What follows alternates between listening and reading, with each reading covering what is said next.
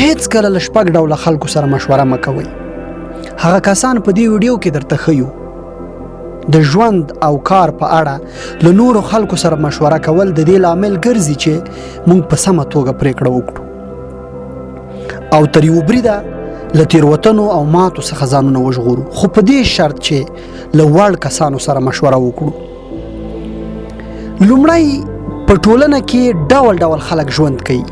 ځینې یې داسې وي چې د نورو خلکو د پرمختګ په لیدو سره سترګې سوځي او د هغه لاسته راوړنې د ځان لپاره عیب بولي، ځکه دا ډول خلک نه غواړي چې نور څوک تر مخکې شي.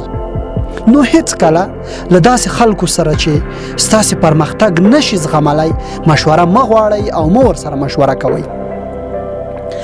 دویم، ډیر خلک داسې عادت لري کله چې کومه خبره یاد شي له ځانه پکې مشورې ورکوي، حال دا چې له هغه موضوع سره به ټول ژوند کې دی مخامخ شوی هم نه وي او نه به یې په اړه کوم څه اورېدلی وي. نو هغه څوک چې ستاسې د اړتیا وړ برخه کې تجربه نه لري مشوره ترې مه غواړئ. پام مو وي چې د دې ډول خلکو په ناسمو تګلارو ونه غولېږئ. دریم، هغه څوک چې ستاسو خبرو ته غوږ نه نیسي او یوازې په خپله غږیږي، دا ډول خلک هم په ټولنه کې ډیر تر سترګو کیږي چې یوازې خپلې خبرې ورته ښې ښکاري او تل له نورو خلکو څخه د غوږ نیولو غوښتنه لري.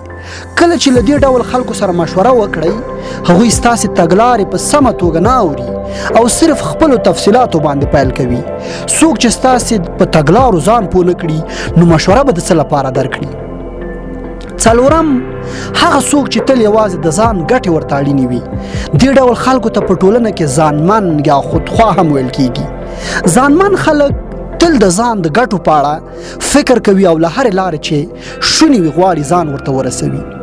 کیدای شي چې هغه تاسو ته داسې مشورې درکړي چې ستاسې په زیان تمام شي او موخه یې خپلې شخصي ګټې وي. پنځم، هغه څوک چې ستاسې وضعیت په سمه توګه نشي درک کولی. دا ډول خلک به تاسې ته داسې مشورې درکړي چې ستاسې له وړتیا څخه به پورته وي. دا ډول خلک ستاسې له وړتیاو سره سم مشورې نشي درک کولی. تاسې باید داسې مشورې ترلاسه کړئ چې په هره برخه کې پوره وړتیا ولرئ او په شته امکاناتو سره ورسره ورسېدلی شئ. شپږم، هغه څوک چې فکر یې ستاسې له فکر سره په ټکر کې وي. دې ټکي ته باید ډیر پام وکړئ. ځینې خلک داسې وي چې ښه او نیک انسان وي، تاسې هم پرې ګران یئ، ستاسې ګټې او پرمختګ هم غواړي، ستاسې د اړتیا وړ برخه کې ښه تجربه هم لري، ځانمن هم نه وي او ښه اورېدونکی هم وي، خو فکر یې ستاسې له فکر سره په ټکر کې وي. څه چې تاسې غواړئ او غوره ګڼئ هغه ته ښه او غوره کار نه برېښي. کله چې ستاسې فکرونه سره ورته او همغږي نه وي نو مشورې او تګلارې به یې څنګه ستاسې لپاره ګټورې وي. مخکې له دې چې د چا څخه مشوره وغواړئ د نورو ځانګړتیاو ترڅنګ دې وروستۍ ځانګړې ته هم ډیر پام وکړئ او د مشوره ورکوونکي کس فکر په غور سره مطالعه کړئ.